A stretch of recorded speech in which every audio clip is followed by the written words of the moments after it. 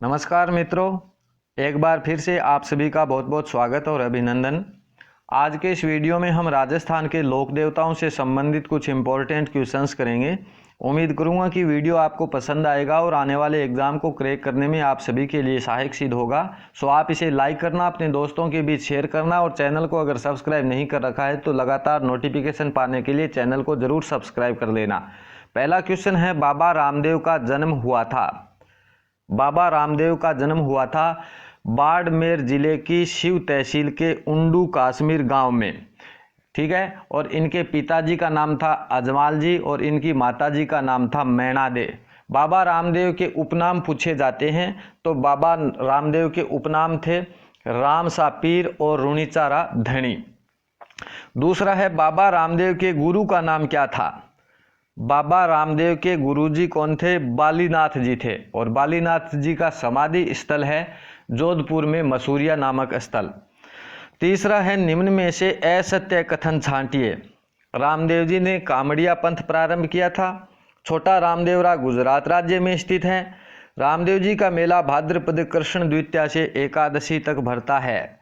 ठीक है, यही क्या है? असत्य है।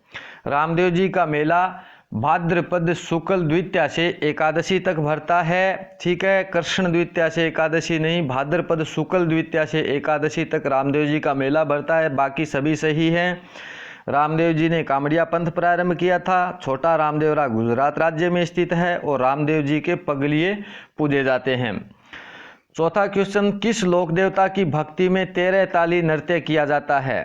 13 ताली नृत्य किया जाता है रामदेव जी की भक्ति में और बाबा रामदेव जी ने रुणेचा में समाधि ली थी। पांचवा, रामदेव जी के मंदिरों को क्या कहा जाता है? रामदेव जी के मंदिरों को कहा जाता है देवरा। ठीक है, और देवरा पर श्वेत या 5 रंगों की ध्वजा होती है, जिस ध्वजा को क्या कहते हैं? नेजा। छठा क्वेश्चन, राजस्थान का एकमात्र लोक देवता जो कवि थे। राजस्थान के एकमात्र लोक देवता रामदेव जी, ये कवि भी थे। रामदेव जी के द्वारा 24 वाणियों की रचना की गई थी। 24 वाणियां इनकी प्रसिद्ध रचना है। सातवां, पाबूजी के पिता का नाम क्या था? पाबूजी के पिताजी थे कौन? धांधल जी। पाबूजी का जन्म फलोदी तहसील के कोल्लू गांव में राठौड़ राजवंश में हुआ था। इनके पिताजी थे धांधल जी और पाबूजी की माता का नाम था कमला दे। आठवां, असत्य कथन छांटिए। पाबूजी की घोड़ी का नाम केसर कालमी था। भाला लिए अश्वारोही पाबूजी का प्रतीक चिन्ह है। ऊंटों के देवता के रूप में पाबूजी को पूजा जाता है। पाबूजी को राम का अवतार माना जाता है, तो असत्य यही है। पाबूजी को लक्ष्मण का अवतार माना जाता है, बाकी सभी सत्य थे। पाबूजी की घोड़ी का नाम केसर कालमी था। भाला लिए अश्वारोही पाबूजी का प्रतीक चिन्ह है। ऊंटों के देवता के रूप में पाबूजी को पूजा जाता है, लेकिन पाबूजी को लक्ष्मण जी का अवतार माना जाता है। ठीक है। 9वां क्वेश्चन, किसकी गायों को छुड़वाने हेतु पाबूजी ने बलिदान दिया था? पाबूजी ने बलिदान किसकी गायों को छुड़वाने हेतु दिया था? तो देवल चारणी की गायों को छुड़वाने हेतु। ठीक है, बाकी सब पाबूजी के बारे में हमने जाना ही था कि ये लक्ष्मण जी के अवतार माने जाते हैं। इनकी घोड़ी का नाम केसर कालमी था। भाला लिए अश्वारोही पाबूजी का प्रतीक चिन्ह है और ऊंटों के देवता के रूप में पाबूजी पूजे जाते हैं। 10वां, गोगो जी का जन्म कहाँ पर हुआ था? गोगा जी का जन्म कहाँ पर हुआ था? ददरेवा में। ठीक है, ददरेवा में, ये चूरू जिले में पड़ता है ददरेवा। यहाँ पे गोगा जी का जन्म हुआ था। गोगा जी के पिताजी थे जेवर सिंह और इनकी माताजी का नाम था बाछल दे। 11वां, गोगा जी का मेला कब भरता है? गोगा जी का मेला भाद्रपद कृष्ण नवमी को भरता है। ठीक है, गोगा जी की स्मृति में भाद्रपद कृष्ण नवमी या गोगा नवमी को गोगा मेड़ी में इनका मेला भरता है। लोक देवता गोगा जी के जन्म स्थल ददरेवा को शीर्ष मेड़ी कहा जाता है तथा इनकी जो समाधि स्थल है गोगा मेड़ी, इसे गोगा मेड़ी कहा जाता है। इनकी समाधि स्थल को गोगा मेड़ी और इनके जन्म स्थल को शीर्ष मेड़ी कहा जाता है। इनका जन्म हुआ था ददरेवा में। 12वां, गोगा जी के थान किस वृक्ष के नीचे होते हैं? गोगा जी के थान होते हैं खेजड़ी के वृक्ष के नीचे, ठीक है, जहां मूर्ति स्वरूप एक पत्थर पर सर्प की आकृति अंकित होती है। 13वां सत्य कथन को छांटिए। गोगा जी को जहर पीर कहा जाता है। सांचौर में गोगा जी का मंदिर है जिसे गोगा जी की ओल्डी कहा जाता है और गोगा जी के पगलिए पूजे जाते हैं। सत्य कथन छांटना है, तो ये दोनों ए और बी ये दोनों सत्य हैं, ठीक है, तो ऑप्शन सी होगा, ए और बी दोनों, ठीक है। पगलिए गोगा जी के नहीं, पगलिए किसके पूजे जाते हैं हमने जाना था अभी। पगलिए किसके पूजे जाते हैं? पगलिए पूजे जाते हैं रामदेव जी के, ठीक है। चलिए नेक्स्ट क्वेश्चन, तेजा जी के पुजारी को क्या कहा जाता है? तेजा जी के पुजारी को घोड़ला कहा जाता है, ठीक है। तेजा जी के चबूतरे को थान कहते हैं, तेजा जी के पुजारी को घोड़ला कहते हैं। और तेजा जी का जन्म कहाँ हुआ था? तो नागौर जिले के खरनाल गांव में तेजा जी का जन्म हुआ था। 15वां, वीर तेजा जी का विवाह किसके साथ हुआ था?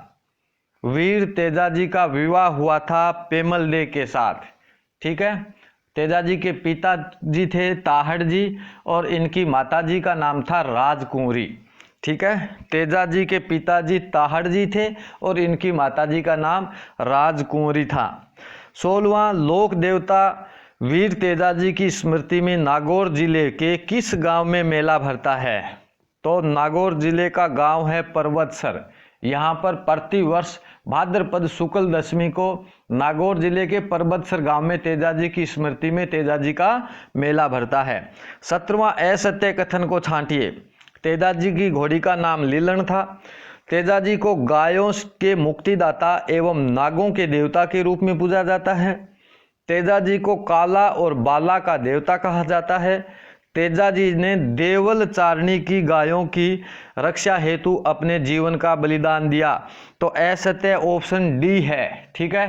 तेजा जी ने लाछा गुजरी की गायों को मेर के मीणाओं से छुड़वाने में अपने जीवन का बलिदान दिया था। बाकी सभी सही हैं। तेजा जी की घोड़ी का नाम लीलन था। तेजा जी को गायों के मुक्तिदाता एवं नागों के देवता के रूप में पूजा जाता है और तेजा जी को काला और बाला का देवता भी कहा जाता है। 18वां, तेजा जी का मेला कब भरता है? तेजा जी का मेला भरता है कब? भाद्रपद शुक्ल दशमी को, ठीक है। और प्रतिवर्ष भाद्रपद शुक्ल दशमी को नागौर जिले के पर्वतसर गांव में तेजा जी की स्मृति में तेजा जी का मेला भरता है। 19वां है, नागवंशीय गुर्जर परिवार में किस लोक देवता का जन्म हुआ था? नागवंशीय गुर्जर परिवार में देवनारायण जी का जन्म हुआ था। देवनारायण जी नागवंशीय गुर्जर बगड़ावत वंश के थे, ठीक है। देवनारायण जी के पिताजी का नाम स्वाई भोज था और इनकी माताजी शेढू खटाणी थी। शेढू खटाणी इनकी माताजी का नाम था।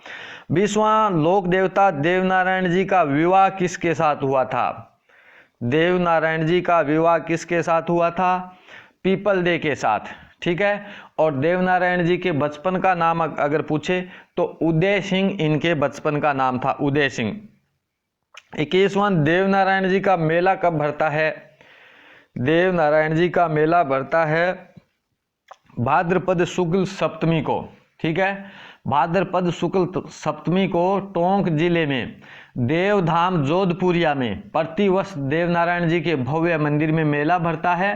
देवनारायण जी को गुर्जर जाति के लोग विष्णु का अवतार मानते हैं। 22वां, किस लोक देवता की फड़ राज्य की सबसे प्राचीन व सबसे लंबी फड़ है? राज्य की सबसे प्राचीन व सबसे लंबी फड़ है देवनारायण जी की फड़, ठीक है। और भारत सरकार द्वारा 1992 में 5 रुपये का डाक टिकट जारी किया गया था इस फड़ पर, ठीक है।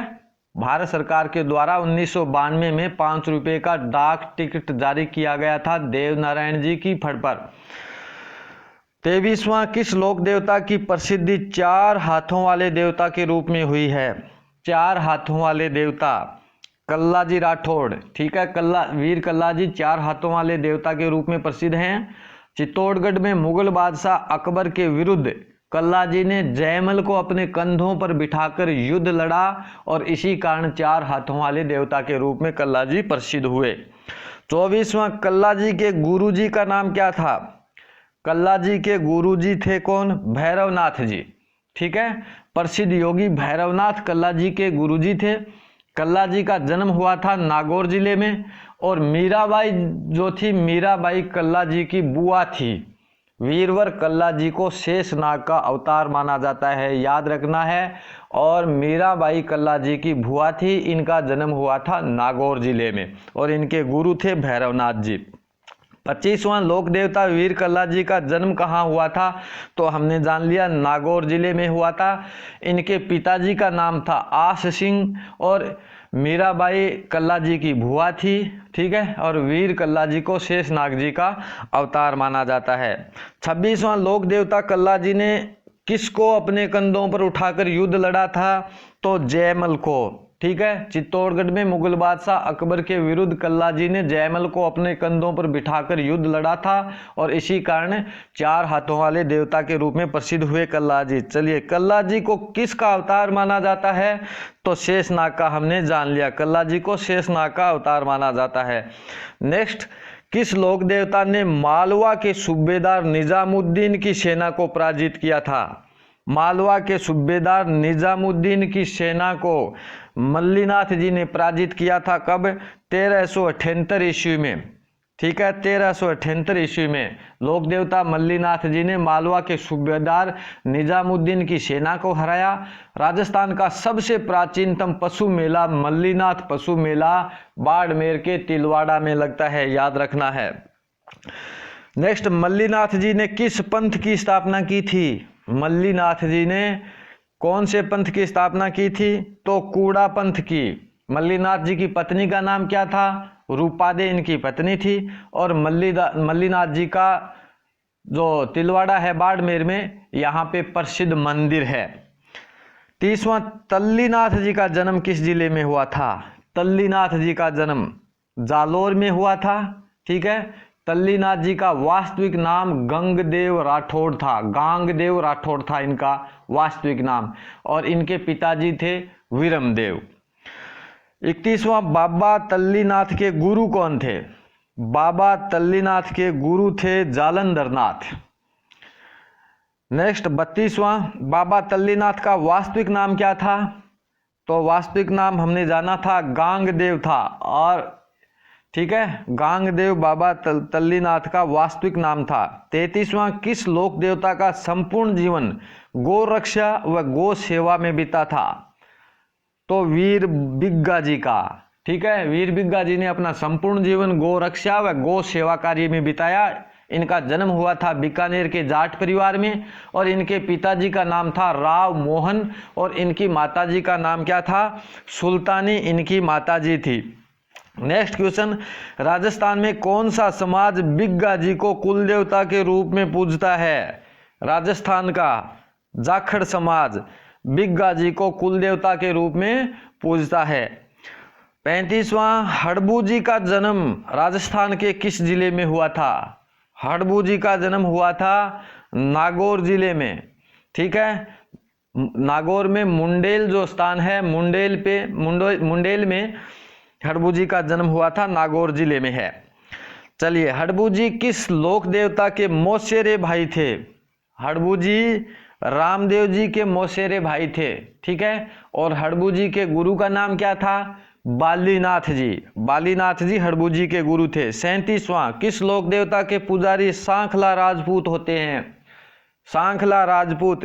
हड़बू जी लोक देवता के पुजारी सांखला राजपूत होते हैं। हड़बू जी का वाहन शियार है। हड़बू जी पंच पीरों में से एक हैं, इनका वाहन क्या है? शियार। 38वां, हड़बू जी किस शास्त्र के ज्ञाता थे?